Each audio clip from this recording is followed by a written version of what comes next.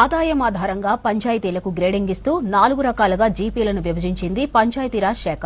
పంచాయతీల సంఖ్య పెరగడంతో కార్యదర్శుల క్యాడర్ స్ట్రెంత్ను సవరించాలని నిర్ణయించింది. ఆదాయమే ప్రతిపాదకన కొత్త గ్రేడ్లను ఖరారు చేసి ప్రభుత్వానికి ప్రతిపాదనలు పంపింది. ఈ ప్రతిపాదనలకు సర్కార్ గ్రీన్ సిగ్నల్ ఇస్తే కార్యదర్శులకు గ్రేడ్ 1, 2, 3 హోదాల్లో పదోన్నతులు లభించనున్నాయి. రాష్ట్రంలోని గ్రామ పంచాయతీ కార్యదర్శులు ఏండ్లుగా ఎదురుచూస్తున్న పదోన్నతులకు ఎట్టకేలకు మోక్షం లభించనుంది. కొత్త జిల్లాల ఏర్పాటు, పంచాయతీల సంఖ్య పెరగడంతో కార్యదర్శుల క్యాడర్ స్ట్రెంత్ను సవరించాలని పంచాయతీరాజ్ శాఖ నిర్ణయించింది. పాత గ్రేడింగ్ విధానాన్ని రద్దు చేస్తూ ఆదాయమే ప్రాతిపదికన కొత్త గ్రేడ్లను ఖరారు చేసి ప్రభుత్వానికి ప్రతిపాదనలు పంపింది.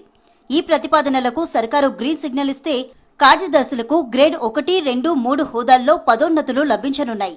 గతంలో క్లస్టర్ల విధానంలో ఉన్న గ్రేడింగ్ను రద్దు చేసి ఇప్పుడు ప్రతి గ్రామ పంచాయతీని ఒక యూనిట్గా పరిగణించాలని భావిస్తోంది.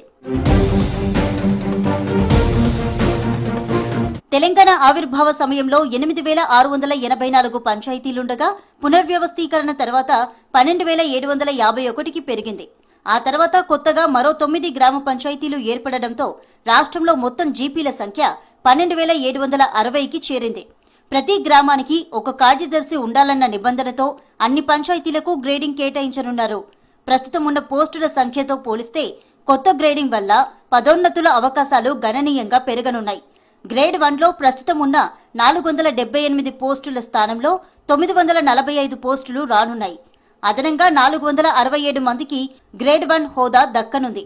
గ్రేడ్ 2లో ప్రస్తుతం 519 పోస్టులుండగా కొత్తగా 1,258 పోస్టులు అందుబాటులోకి వస్తాయి.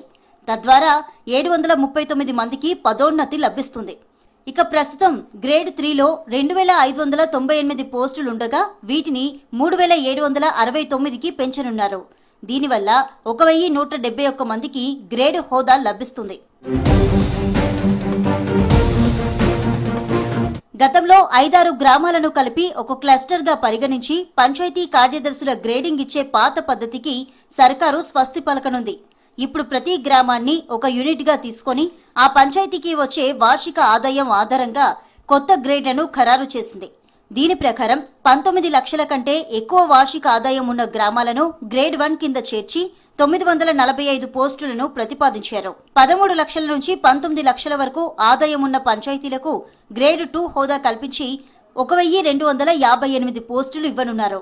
ఇక 7 లక్షల నుంచి 13 లక్షల లోపు ఆదాయం వచ్చే గ్రామాలకు గ్రేడ్ 3 కింద 3,769 పోస్టులను కేటాయించారు.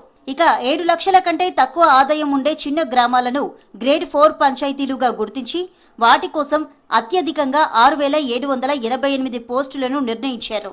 దీనివల్ల ప్రతి గ్రామానికి ఆదాయాన్ని బట్టి ఒక పర్మనెంట్ సెక్రటరీ హోదా దక్కనుంది.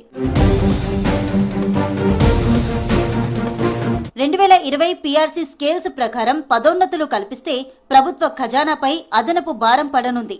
గ్రేడ్ 1, 2, 3 కార్యదర్శులకు ప్రమోషన్లు ఇవ్వడం ద్వారా బేసిన్ పే పెరుగుదలతో పాటు 30% డిఏ, 11% హెచ్ఎస్ఏలను పరిగణలోకి తీసుకుంటే నెలకు 3.51 కోట్ల అదనపు భారం పడుతుంది.